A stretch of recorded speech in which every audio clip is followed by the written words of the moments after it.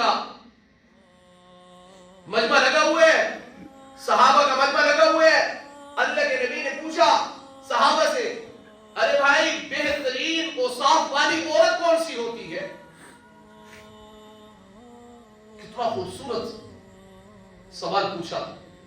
अरे भाई बताओ, बेहतरीन औसाफ वाली, बेहतरीन सिफत वाली, जिसके अंदर बेहतरीन औसाफ हो, बेहतरीन सिफत हो, वो कौन सी औरत है? हज़रत अली करमल्लाहु वजहहु कहते हैं, मैं भी इस महफिल में मौजूद था। मैं सहाबा के महफिल से चुपके से चला और मैं हज़रत फातिमा ज़हरा रज़ियल्लाहु तआला अन्हा के यहाँ तशरीफ ले गया। मैंने कहा, फातिमा, अल्लाह के नबी ने ये सवाल पूछा है, जरा बता तो सही, बेहतरीन औसाफ वाली औरत कौन सी होती है? बेहतरीन औसाफ वाली औरत कौन सी होती है?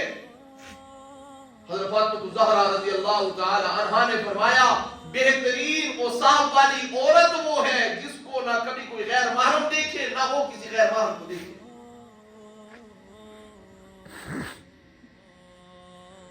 ये बेहतरीन औसाफ वाली है, बेहतरीन सिफत की मालिक है। कौन सी?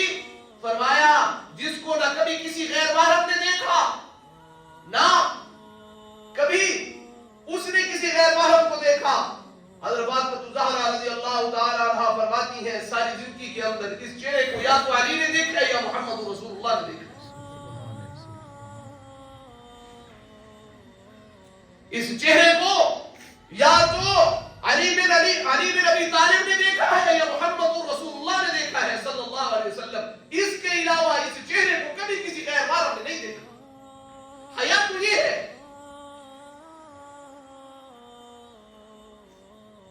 हम अपनी बच्चियों को हया बताना ही भूल गए, हया का दर्स देना ही भूल गए।